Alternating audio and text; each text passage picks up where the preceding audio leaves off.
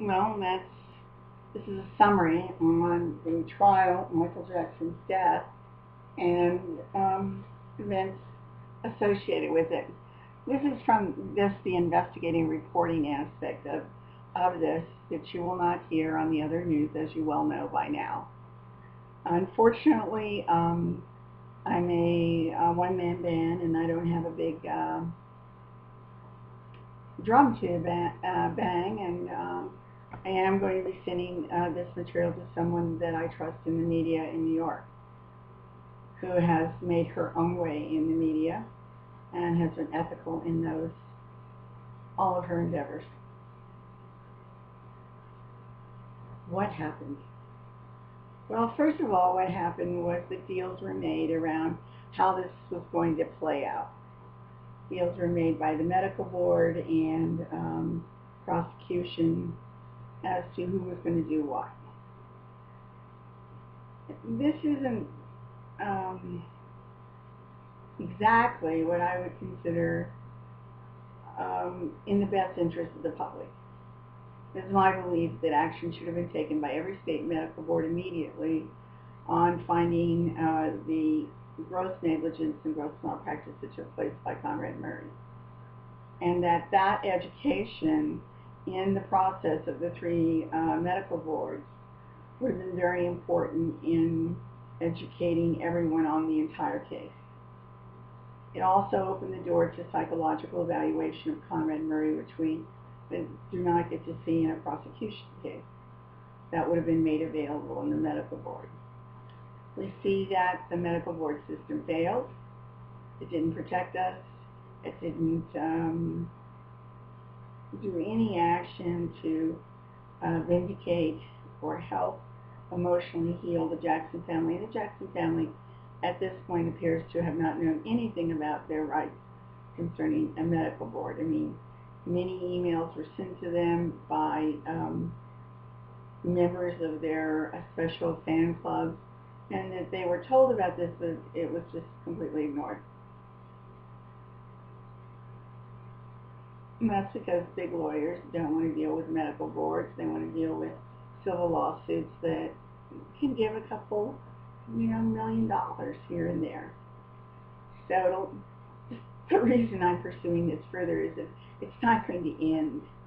There are medical issues in the AEG trial.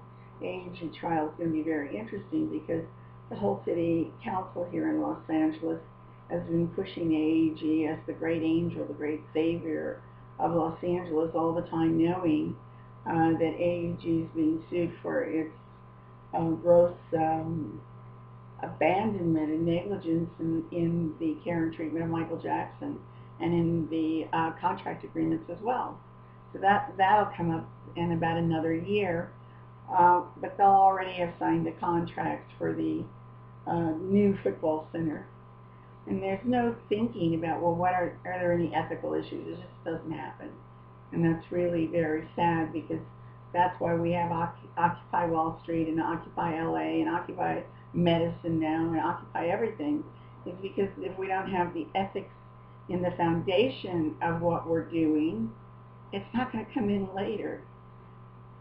I think the whole sex scandal right now at Penn, is just another example. It's like it took the Occupy movement to make people listen, wake up, and try to see things as they really are, not some sort of Kim Kardashian, Paris Hilton fantasy of wealth and fame and sexuality, and not look at human lives and human pain and suffering.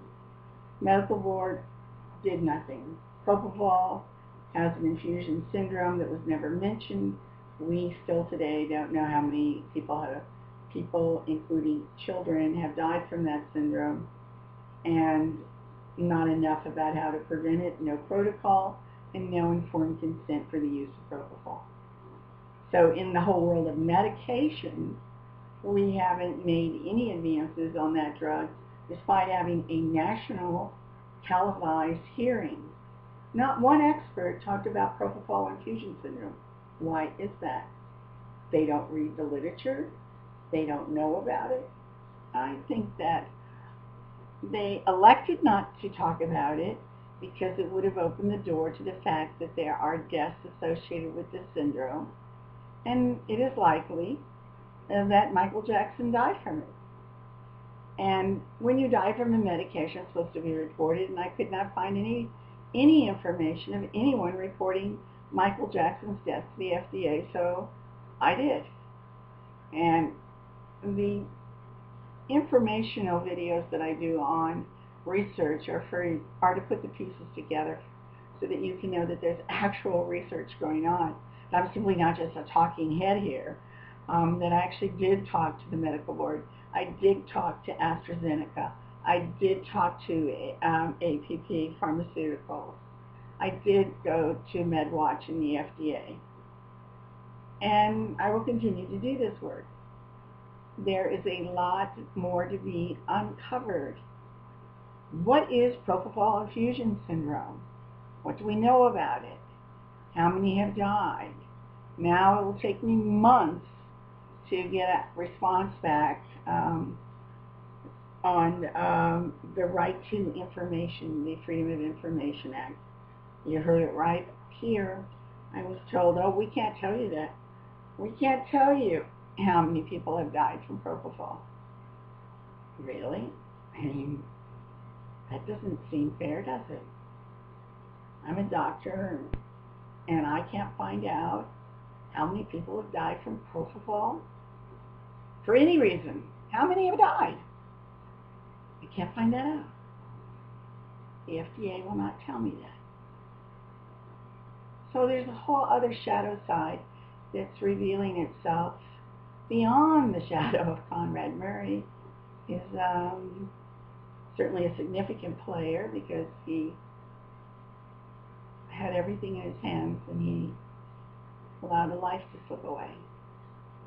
Significant player, but not the only player, not the only story, and not the only information that needs to be found out for us all, and to create ethical guidelines for our medical care.